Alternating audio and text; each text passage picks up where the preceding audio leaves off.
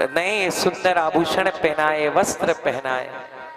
और बंधुओं, सुदामा कह रहे हैं, भगवान कह रहे हैं मेरी भाभी कैसी है, बड़ी कृपा है कन्हैया।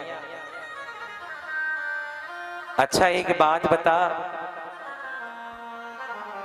मेरी भाभी ने मेरे लिए कुछ संदेशा भेजा है क्या? मेरी भाभी ने कुछ बोला है कि अपने देवर से कह देना? सुदामा ने बोला हाँ बोला है। बोले क्या बोला? सुदामा कहने लगा तेरी भाभी कह रही थी कन्हैया कि एक मास दो पक्ष में दो एकादशी हो और सो प्रभु दीन दयाल की मेरी रोज एकादशी होए। कन्हैया तेरी भाभी ने बोला है कि एक मास दो पक्ष में दो एकादशी होए। एक महीने में कितनी बार आती है 11? 2 बार। लेकिन मेरे यहां तो रोज एकादशी होए और बात खत्म कर दी। कन्हैया कुछ नहीं बोले। बोलते हैं क्यों? ये जब से मैं देख रहा हूं, जब से आए हो, जब से बगल में क्या छुपा के बैठे हो, जरा बताओ तो सही। अरे बोले कुछ नहीं है। अरे बोले बता तो सही। नहीं नहीं कुछ नहीं है।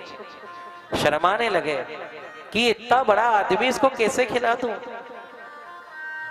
कई लोग ऐसे होते हैं पता है, छोटे लोग है ना, अगर बड़ों के यहाँ जाते हैं तो वो सोचते इतने बड़े आदमी अपन उनको क्या दें, पर वो अच्छे से अच्छा उनको देता है, अच्छे से अच्छा, क्योंकि नहीं वो बड़े लोग हैं, कम से कम पहनेंगे तो सही, इसलिए अच्छा दो।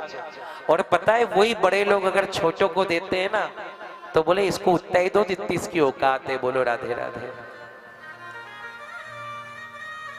तो आज सुदामा सोचने लगा मैं छोटा हूं क्या दूंगा इसको।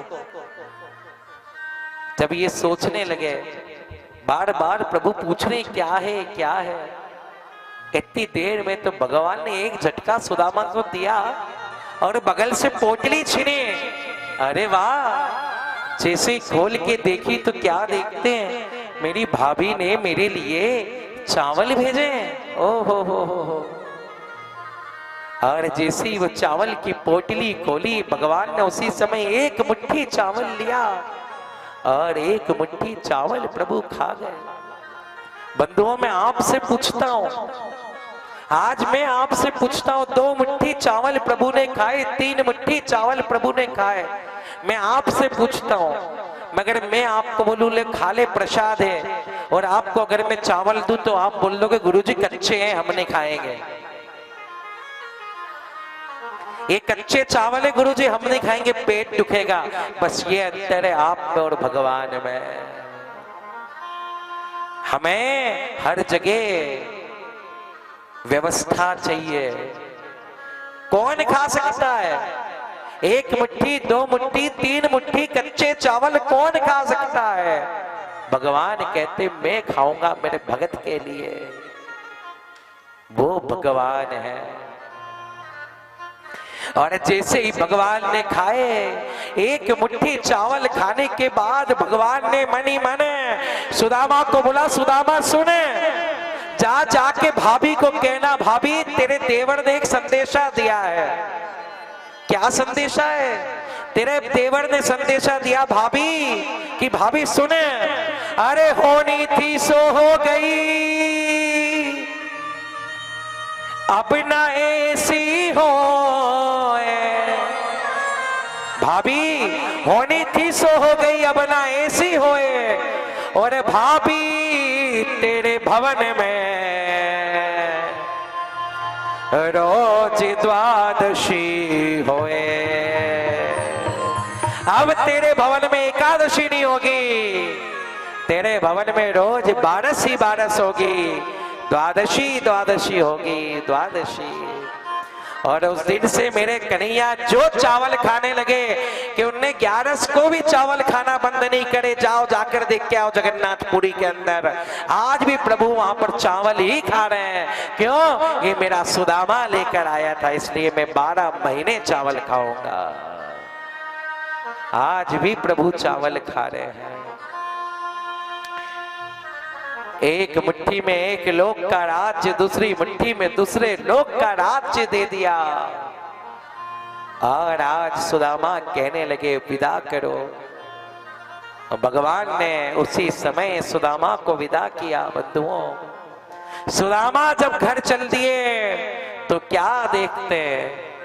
मंदिर देख डरे सुदामा, मंदिर देख डरे। मंदिर यानी भवन, जहां पर वो टापरी थी वहां बड़ा सुंदर भवन बन गया। और सुदामा सोचे कि भैया ये कब्जाधारी कौन आ गए? अरे मेरे खाली प्लॉट पे कब्जा कर लिया। चुपचाप बाहर बैठकर रोने लग गए। कहीं ऐसा तो नहीं भैया ये एमपी के भू माफिया यहाँ आ गए? ये हो क्या गया? जैसे ही देखा तो अंदर से आवाज आई, तुम्हारे स्वामी आ गए, जाओ लेकर आओ। और सुदामा को जब लेने के लिए वो नौकर चाकर आने लगे तो डर गए। अरे ये क्या हो गया? अरे मैंने चोरी नहीं की, चोरी नहीं की, चलो मालकिन बुला रही है। अब सुदामा ने तो देखा ही नहीं है कौन, चरणों में गिर गए। हे रानी मुझे माफ कर दो, मैंने कुछ नहीं करा, मैं तो बस बाहर आके बैठा। सुशीला बोले स्वामी आपको क्या हो गया, होश में तो आओ। सुदामा ने आवाज सुनी, आवाज तो सुशीला की है। जैसे ऊपर देखा, सुशीला तुमसे ये उम्मीद तो नहीं थी। मैं क्या चले गया, तुम पता नहीं कहां चली गई, रानी बन गई, किसकी हो? अरे प्रभु कैसी बात कर रहे हो, आपकी रानी हो। अरे तो ये सब कैसे हुआ? प्रभु आप द्वारिका पहुंचे भी नहीं थे, उसके पहले द्वारिकाधीश यहाँ आ गए और 7 पीढ़ी नहीं 21 पीढ़ी खा इतना देकर चले गए। प्रभु इतना देकर वो चले गए।